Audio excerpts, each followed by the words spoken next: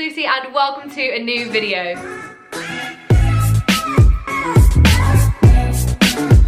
Today I'm doing my first ever virtual collab with my lovely friend Grace, who you all seen in my videos before. Hi! And Grace has kindly agreed to do this video with me because she actually has done drama school auditions online. We've got some questions. Hopefully this should all work fine. Grace is down here on Zoom, so that's why if I look down here, then that's where I'm looking. But I've sent Grace over the questions. We're just gonna have a chat and yeah, hopefully you guys enjoy it. If you enjoyed this video, please do smash subscribe. Please give this video a big thumbs up to let me know if you enjoyed it, and let's get into it. So Grace, the first thing is, where did you audition? Why did you audition at those schools? What courses did you audition for, etc. And maybe you can say your exciting news for September if you want. I went through the whole audition process as normal, and then I auditioned for the foundation for Mount View and Guildford, because Mount View called me back for the foundation audition, and then Guildford was just my favourite school that I auditioned at. I was actually successful at Guildford. So I haven't heard back from Mount View yet, so I'm going to Guildford in September because I think that was my favourite one between the two. And I'm so excited. So yeah, Lucy's #1 fan.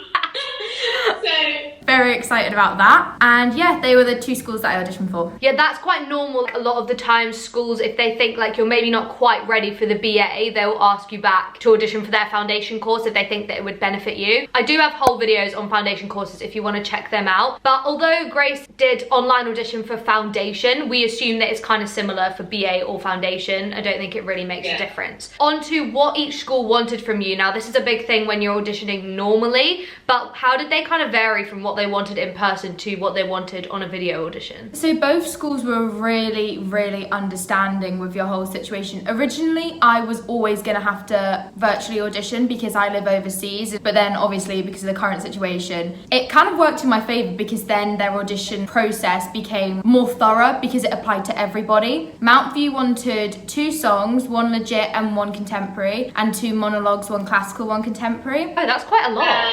Yeah, it was a lot. And then Guildford only wanted 1 monologue, 1 song, but then they sent me 5 different dance exercises to do, and they also said if you want to send us a piece of dance that you have. But I think I sent Guildford everything I had. I think I sent them my contemporary and my I think I sent them everything because I couldn't choose. So yeah, both schools got exactly the same apart from Mount View didn't want dance. So they didn't want any dance at all? Mount View didn't want anything. I remember when I auditioned virtually for foundation as well. I obviously was the only one doing it virtually because I lived overseas. So I think probably you've had a better experience because GSA kind of just said to me, send us whatever you want. And all the other schools I auditioned for, because they didn't really have a process for it, if that makes sense. But at the moment, schools now have processes for it. And I know that this audition season's kind of over, but I think a lot of schools are speculating that auditions will probably have to continue like this, maybe in September time as well. So that's why we thought we'd make this video anyway. As well, before COVID all kicked off, both schools, when I asked, can I audition virtually, they were a bit, not wishy-washy, but it, like Lucy said, they were like, yeah, you can just send us this and that. There was no like thorough thing in place. Whereas once everything happened, it really worked in my favor.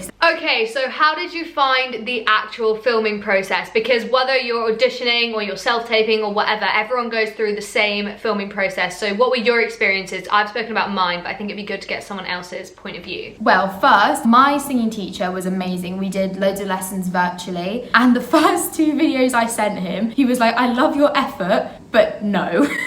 Because I had no clue what I was doing. And he was so right. He was like, you need to have a blank wall. I was there propping up my camera, like you could see all my bed and my like doll on my bed. It was, and he was like, no, you can't send that in. I found it quite difficult because my house, I mean, you can see I've not got a white wall in my room that's free to film on. So I had to move all my furniture in my sister's room. So I had a nice like big space to work in. I mean, you can like play devil's advocate with this and say, yeah, but you can retake so many times, but that puts so much pressure on yourself. I probably did about 100 takes and sent 5 different copies to my teacher and back. And I'm not saying don't do that, but it is difficult to put that much pressure on yourself to keep refilming over and over again. Don't know about you, Grace, but I found no matter how many times I filmed it, I'd get down to 10 versions that I'd be like, okay, these are the 10 best, but they're all basically the same. In the hour that you're filming for, you're not gonna improve massive amounts. So I think it's just a case of, as much as you want to get it perfect because you're like, oh, I've got this opportunity to film it so many times, you need to be realistic with yourself that there's never gonna be a take that you're like, everything in that is spectacular, I am West End ready. As well, in my head, I was like, oh, but because I'm filming, they're gonna expect my best ability. They're not. They are so understanding. When I had my interview later with Jerry, who's the head of foundation for Guildford, he was so understanding. Like, they were great.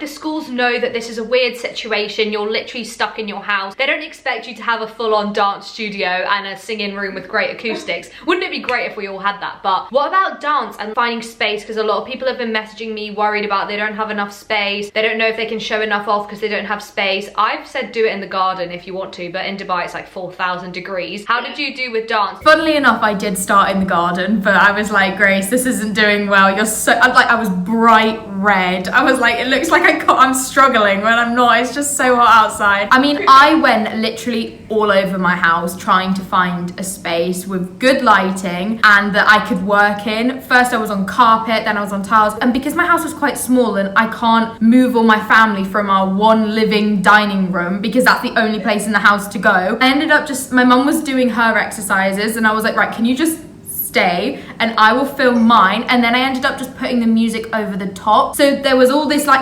rabble going on while I was actually filming my dance, and then I just put it over the top in iMovie. That's such a good bit of advice though, because I had to do that for my tap solo for Erdang as well, because no matter how loud I made the music in the room I was filming, it was literally blaring. It just sounded so quiet on the video, so just pop the music over when you're filming, and honestly just make sure it's obviously synced up well. You can do it on iMovie if you have a MacBook or an iPhone, which is free, or you could do it on Movie Maker, I think they have on Windows. So there's loads of free options of how to do it. In terms of space, what they asked you to do, I promise you, is so not hard and difficult. They just want to see how your body moves. Honestly, I had my yoga mat down and I could do pretty much all of it on my yoga mat. As long as you just have a clean space, push all your furniture out the way and you'll be fine. And like we said before, they're so aware that you're in your living room and you've probably got your dog and your cat and your sister in the way. They know that you don't have a dance studio, so don't stress about that at all. If you're right for the school, they're not going to not let you in because you've got a plug socket in the back of your singing video. Like, it's really not that deep.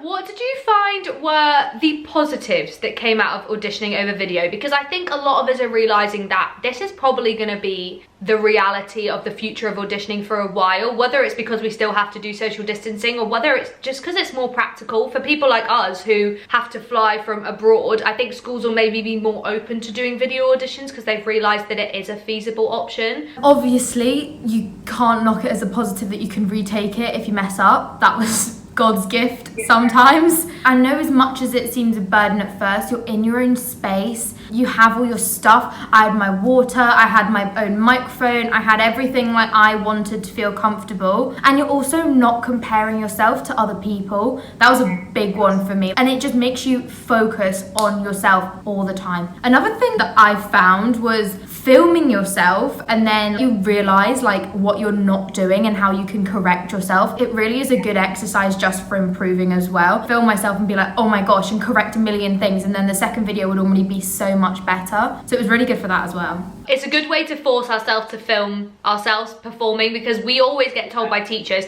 oh, you should film yourself and watch it back, and everyone hates doing that because we're all our worst critics. We hate watching ourselves, but it's a really good exercise for doing that. And also about being in your own space, I think that's such a good point, because it can be daunting going to a school that you've never been to before. You're in a different country for us, you've got different people around you that you don't know. That all kind of adds to the pressure. So if you're in your bedroom, that is kind of a benefit. On the other side, what did you feel were the negatives? I know one that I thought of straight away was if you hadn't visited the school already, you didn't have the opportunity to visit it and you didn't get like the feel of it. What did you think? I completely agree with that. Like, I knew as soon as I stepped into, I'm not going to name the school, but I stepped into a school and I was like, it's not my vibe. It's not that it wasn't a good school, it just wasn't for a person like me. So if I hadn't have gone, I wouldn't have known that. I think as well, you beat yourself up quite a bit. Like, I know I spent probably about 2 weeks trying to perfect my videos, maybe even longer, just retaking them like every couple of days. Don't do that. Yeah, don't.